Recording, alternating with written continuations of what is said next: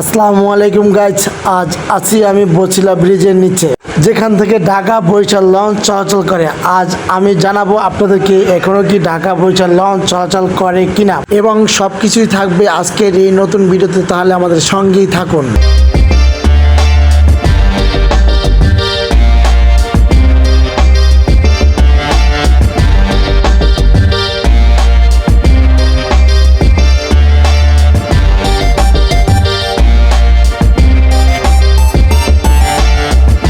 বন্ধুরা, আপনারা দেখতে পাচ্ছেন মোহাম্মদপুর এবং কেরানীগঞ্জ বুড়িগঙ্গা নদীর উপরে বছিলা সেতু।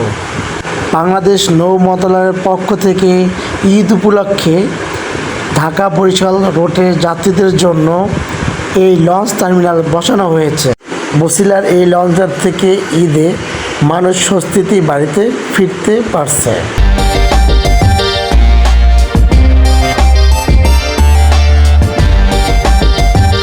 বছিলা লঞ্চঘাটের উপর এই ফুলের গাছ দেখে আমার মনটা ভরে গেল।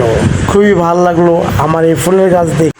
বন্ধুরা, এই প্রচণ্ড গরমে নদীর পাড়ে এসে আজ আমার মনটা ফুরফুরে হয়ে গেল।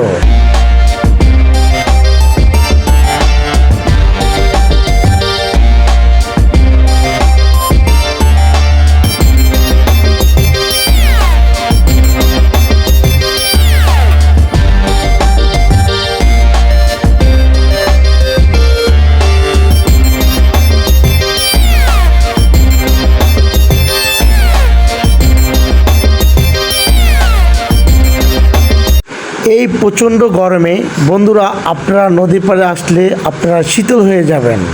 আল্লাহর এই নিয়ামত এবং প্রাকৃতিক বাতাস উপলব্ধি করতে হলে অবশ্যই আপনাকে বছিলা লঞ্চঘাট আসতে হবে। এখানে প্রতিদিন বিকেলবেলায় অনেক মানুষ ঘুরতে আসেন।